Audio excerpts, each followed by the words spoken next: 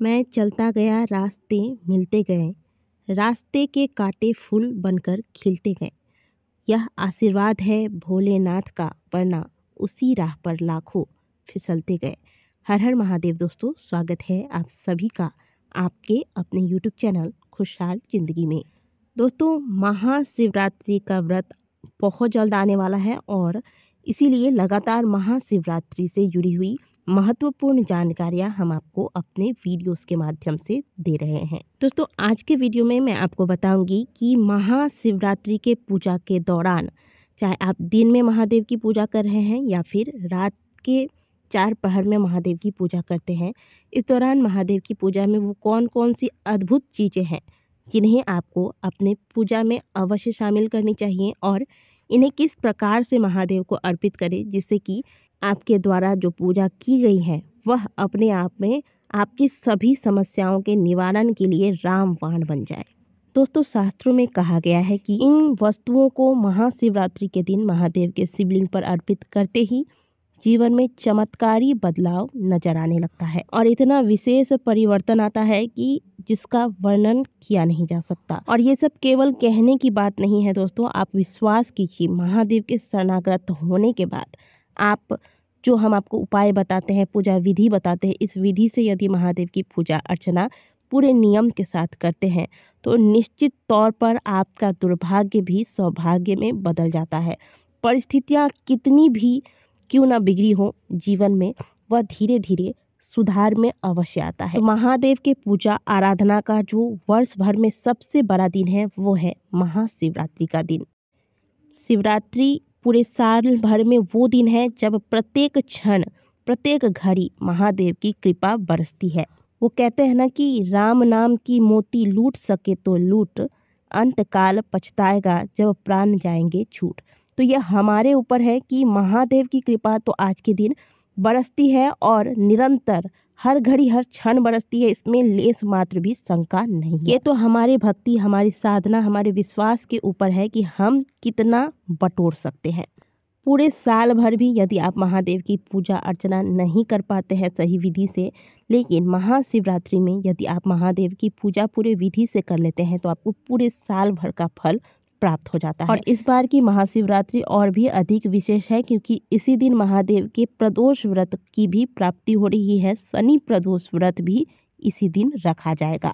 शिव महापुराण में भगवान भोलेनाथ ने स्वयं माता पार्वती से कहा है कि जो भी भक्त शिवरात्रि में व्रत रखते हैं उन्हें महान पुण्य की प्राप्ति होती है। तो आज के दिन पूजा में वो कौन सी चीज़ें हैं आपको अवश्य शामिल करनी चाहिए। इनमें से पहला है भस्म। महादेव भस्म रमाते हैं, ये हम सभी को पता है। और महादेव भस्म रमाकर अपने भक्तों को, पृथ्वीवासी को यह संदेश देते हैं कि यही जीवन का मूलतः सत्य है। चाहे मनुष्य कितना भी बलवान है, पराक्रमी है, धनवान है, लेकिन अंत में सभी की गति वही होनी है। सभी व्यक्ति अंत में भस्म में ही परिवर्तित होने वाले हैं। महादेव के भस्म रमाने के पीछे एक कथा और आती है कि जब माता सती ने अपने शरीर का त्याग कर दिया था तब उनके शरीर के अलग अलग टुकड़े भगवान विष्णु ने अपने चक्र के द्वारा किया और वही टुकड़े जब भस्म रूप में परिवर्तित हुए तो उस भस्म को महादेव ने अपने शरीर पर धारण किया था। इसलिए कहा जाता है कि महादेव को भस्म उतना ही प्रिय है जितना उन्हें माता सती प्रिय है। इसलिए महादेव की पूजा में आज के दिन आप जो भी चीज़ें अर्पित करते हैं उनमें भस्म अवश्य शामिल कीजिएगा। अगली चीज़ है दोस्तों, आंकड़े का पुष्प। कहा जाता है कि आंकड़े का पुष्प जो सफ़ेद आंकड़ा होता है वह महादेव को अर्पित करने से व्यक्ति को 1000 गौ दान के समान पुण्य की प्राप्ति होती है। तो आंकड़े का पुष्प महादेव को अर्पित करने से उनकी विशेष कृपा प्राप्त होती है। इसलिए आज के दिन आप आंकड़े के पुष्प की व्यवस्था अवश्य रखिएगा। आंकड़े का पुष्प आपको जितना भी मिल जाए, अगर संभव हो तो माला बनाकर महादेव के शिवलिंग पर आंकड़े के पुष्प का अर्पित करें। नहीं मिल पाती है तो कम से कम 1-2 जितना भी प्राप्त होता है इसे आप अपने हाथ में लें और महादेव के मंत्रों का जाप करते हुए, उनका स्मरण करते हुए अपनी कामना कहकर महादेव को अर्पित करें। आज के दिन पूजा के दौरान आप महादेव को बिल्वपत्र तो अवश्य अर्पित करेंगे। शायद ही ऐसा कोई व्यक्ति हो जो आज के दिन महादेव को बिल्वपत्र नहीं चढ़ाता हो। जिन्हें नहीं प्राप्त होते उनकी तो खैर मजबूरी है, नहीं चढ़ा पाते। अब जिन्हें प्राप्त होता है वह ध्यान रखें कि आज के दिन आप जो भी बेलपत्र लेते हैं वो कटे फटे ना हो, ठीक है, ये बात मैं आपको अक्सर बताती हूँ। विशेष में क्या करना है वो सुन लीजिए।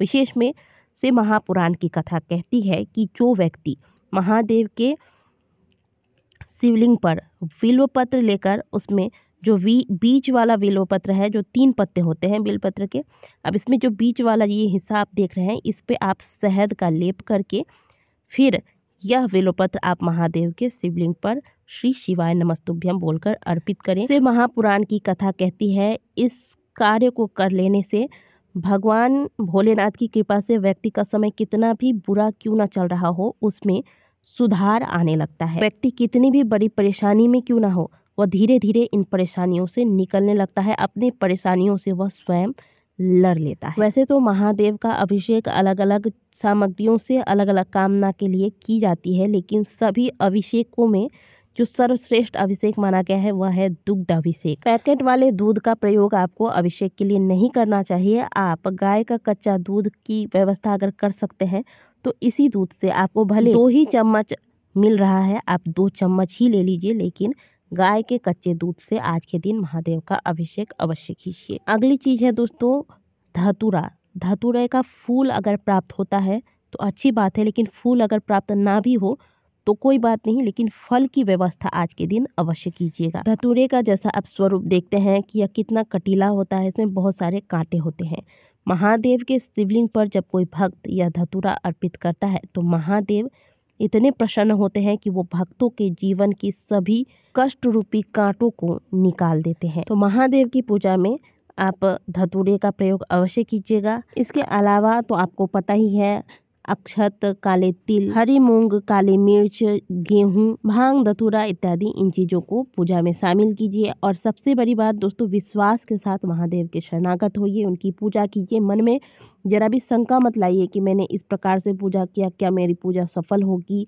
इस प्रकार के सवाल आपको नहीं करने चाहिए। कहते हैं कि इस दिन जिसने भी सच्चे मन से शंभू की भक्ति कर ली उसका जीवन पूरी तरह बदल जाता है, सोई किस्मत भी जाग जाती है। तो बिल्कुल सच्चे मन से महादेव के शरणागत होकर यह सोचिए कि मैं जो भी कर रहा हूँ सही कर रहा हूँ और महादेव मेरी पूजा को स्वीकार करेंगे, ऐसी भावना के साथ। बाकी हम तो आपको लगातार जो भी ज़रूरी जानकारियाँ हैं आपको दिए जा रहे हैं, इन जानकारियों को नोट कर लीजिए और महाशिवरात्रि की तैयारी में लगे रहिए। अगले वीडियो में हम आपको बताएंगे कि पीरियड्स के दौरान या फिर गर्भवती महिलाएं इस व्रत को किस प्रकार से करें, पूजा किस प्रकार से करें, व्रत के दौरान क्या खाएं जिससे कि आपका व्रत जो है खंडित ना हो। इस प्रकार की जानकारियां अगले वीडियो में हम आपको देंगे। यदि आज की दी गई जानकारी आपको अच्छी लगी हो तो वीडियो को लाइक कीजिएगा, कमेंट बॉक्स में हर हर महादेव अवश्य लिखिएगा। मिलते हैं आपसे अगले वीडियो में, तब तक के लिए ओम नमः शिवाय, हर हर महादेव।